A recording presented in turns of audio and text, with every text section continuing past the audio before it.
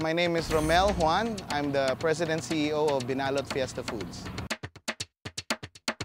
This is the Binalot food van behind me, and we will launch this as a franchise concept.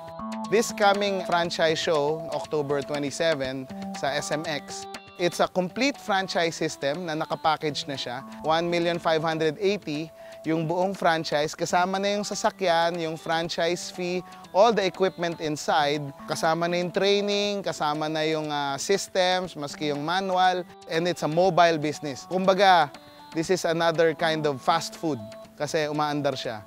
It's perfect for outdoor events, especially pag meron kayong mga outdoor activities na kailangan nyo ng pagkain. Hindi na kayo kailangan umorder ng maramihan tapos dadalhin nyo dun sa site.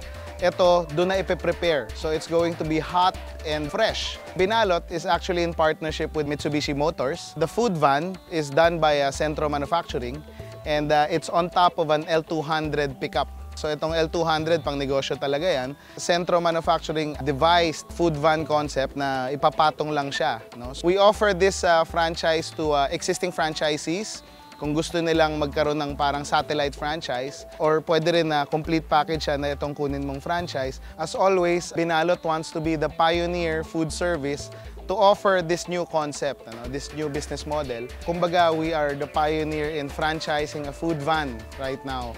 And we are enticing everybody. Priority namin siyempre yung mga existing franchisees namin.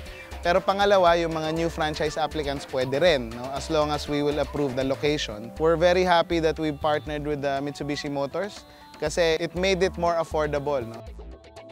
It's a great concept kasi usong-uso ngayon yung mga food van, especially sa States. No? Sa States ngayon, yung mga food van, yung mga gourmet food truck, kung saan-saan pumupunta yan. Tapos, kumbaga, social media lang ang ginagamit nila. They just tweet or Facebook their location, tapos dadayuhin na ng mga tao yan. So, the Philippines is not far behind. Binalot started in 1996, and it actually started because of childhood memories. When I was a kid, my mom would wrap our food in banana leaves whenever we'd go to the farm. So, yung after graduation, we decided to put up a food business. And then sabi namin, maganda yung idea dati, yung binabalot sa dahon ng saging. Ang Binalot, meron din kami CSR. Ang ginawa namin, we source all our banana leaves from a community in Nagcarlan, Laguna. And we adopted that community, and we call that community Dahon Community. Yung Dahon is an acronym for Dangal at Hanap Buhay para sa Nayon. And ang ginawa namin doon, in-adopt namin yung community, yung mga kalalakihan, ang nag-aani ng mga dahon ng saging sa gubat, tapos dinadala yun doon sa cutting area namin, yung mga kababaihan naman na nagtitrim at naglilinis. So we are supporting 30 families in Nagcarlan.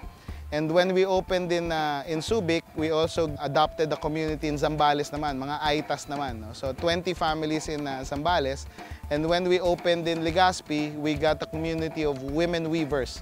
So kung saan lumalaki ang Binalot, we try to find a community that we can help also.